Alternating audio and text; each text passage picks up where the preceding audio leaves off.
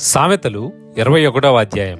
యెహోవా చేతిలో రాజు హృదయము నీటి కాలువలే నున్నది. ఆయన తన చిత్తావృత్తి చొప్పున దాని త్రిప్పును. ఒకడు తనకేర్పరచుకొనిన మార్గము ఎట్టిదైనను తన దృష్టికది న్యాయముగానే అగబడును.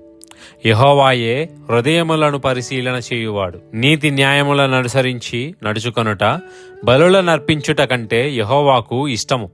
అహంకార దృష్టియు గర్వ హృదయమును భక్తిహీనుల క్షేమమును పాపయుక్తములు. శ్రద్ధ గలవారి యోచనలు లాభకరములు.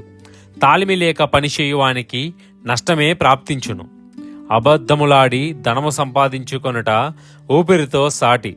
దానిని కోరువారు మరణమును కోరుకొందురు. భక్తిహీనులు న్యాయము చెయ్యనొల్లరు. వారు చెయ్యు బలాత్కారము వారిని కొట్టుకొనిపోవును. దోషభరితని మార్గము మిక్కిలి వంకర మార్గము. పవిత్రుల కార్యము యథార్థము. గయ్యాలితో పెద్ద ఇంట నుండుట కంటే మిద్ది మీదనొక మూలను నివసించుట మేలు. భక్తిహీనుని మనసు కీడు చెయ్యగోరును. వాడు తన పొరుగువానికైనను దయతలచడు.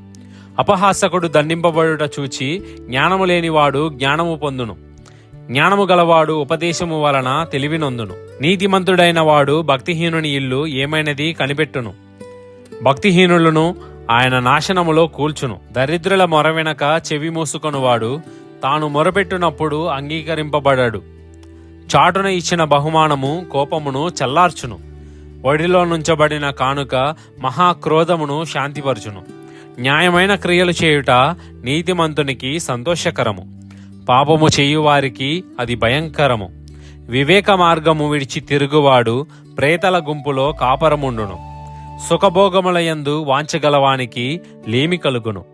ద్రాక్షారసమును నూనెయు వాంఛించువానికి ఐశ్వర్యము కలుగదు. నీతిమంతుని కొరకు భక్తిహీనులు ప్రాయశ్చిత్తమగుదురు.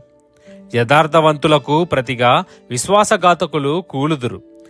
ప్రాణము విసిగించు జగడగొండి దానితో కాపురము చేయుట కంటే అరణ్య భూమిలో నివసించుట మేలు. విలువగల ధనమును నూనెయు జ్ఞానుల ఇంట నుండును.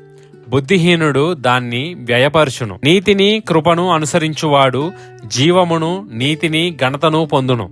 జ్ఞాని అయిన ఒకడు పరాక్రమశాలుల పట్న ప్రాకారం ఎక్కును. అట్టివాడు దానికి ఆశ్రయమైన కోటను పడగొట్టును. నోటిని నాలుకను భద్రము చేసుకొనువాడు శ్రమల నుండి తన ప్రాణమును కాపాడుకొనును. అహంకారి అయిన గర్విష్ఠునికి అపహాసకుడని పేరు. అట్టివాడు అమిత గర్వముతో ప్రవర్తించును. సోమరివాని చేతులు పనిచెయ్య నొల్లవు. వాని ఈచ్ఛ వాణ్ణి చంపును. దినమెల్లా ఆశలు పుట్టుచుండును. నీతిమంతుడు వెనుక తీయక ఇచ్చుచుండును. భక్తిహీనులు అర్పించు బలులు హేయములు.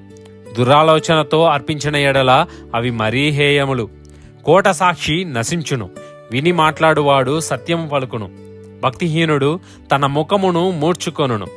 యథార్థవంతుడు తన ప్రవర్తనను చక్కగా పరుచుకొనును. యెహోవాకు విరోధమైన జ్ఞానమైనను వివేచన అయినను ఆలోచన అయినను నిలువదు. యుద్ధ దినమునకు గుర్రములను ఆయుత్తపరచుటకద్దు గాని రక్షణ యెహోవా ఆధీనము.